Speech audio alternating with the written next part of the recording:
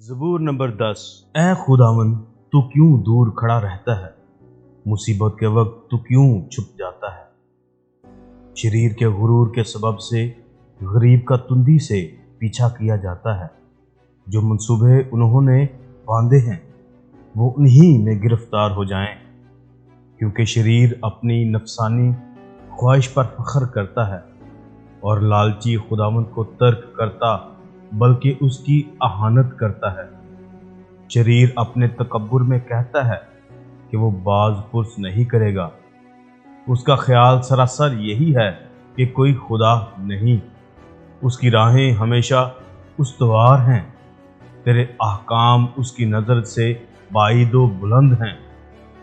وہ اپنے سب مخالفوں پر پھنکارتا ہے۔ وہ اپنے دل میں کہتا ہے میں جنبش نہیں کھانے کا، پشت در پشت مجھ پر کبھی مصیبت نہ آئے گی۔ اس کا منہ لعنت و دغا اور ظلم سے پر ہے، شرارت اور بدی اس کی زبان پر ہیں۔ وہ دیہات کی کمین گاہوں میں بیٹھتا ہے، وہ پوشیدہ مقاموں میں بے گناہ کا قتل کرتا ہے۔ اس کی آنکھیں بے کس کی گھات میں لگی رہتی ہیں۔ وہ پوشیدہ مقام میں شیر ببر کی طرح دبک کر بیٹھتا ہے۔ وہ غریب کے پکڑنے کو گھات لگائے رہتا ہے۔ وہ غریب کو اپنے جال میں پھنسا کر پکڑ لیتا ہے۔ وہ دبکتا ہے، وہ جھک جاتا ہے، اور بے کس اس کے پہلوانوں کے ہاتھ سے مارے جاتے ہیں۔ وہ اپنے دل میں کہتا ہے خدا بھول گیا ہے۔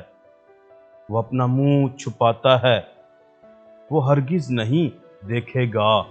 اٹھ اے خداوند، اے خدا اپنا ہاتھ بلند کر، غریبوں کو نہ بھول۔ شریر کس لیے خدا کی اہانت کرتا ہے اور اپنے دل میں کہتا ہے کہ تو باز پرس نہ کرے گا۔ تو نے دیکھ لیا ہے، کیونکہ تو شرارت اور بغض دیکھتا ہے، تاکہ اپنے ہاتھ سے بدلہ دے۔ بے کس اپنے آپ کو تیرے سپرد کرتا ہے، تو ہی یتیم کا مددگار رہا ہے۔ شریر کا بازو توڑ دے اور بدکار کی شرارت کو جب تک نابود نہ ہو ڈھونڈ ڈھونڈ کر نکال۔ خداوند عبدالآباد بادشاہ ہے، قومیں اس کے ملک میں سے نابود ہو گئیں۔ اے خداوند تو نے حلیموں کا مدعا سن لیا ہے، تو ان کے دل کو تیار کرے گا۔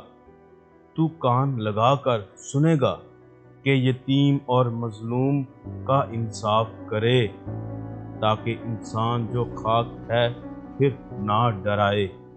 خداوند کے پاک کلام کے پڑھے سنے جانے پر خداوند کی برکت ہو، آمین۔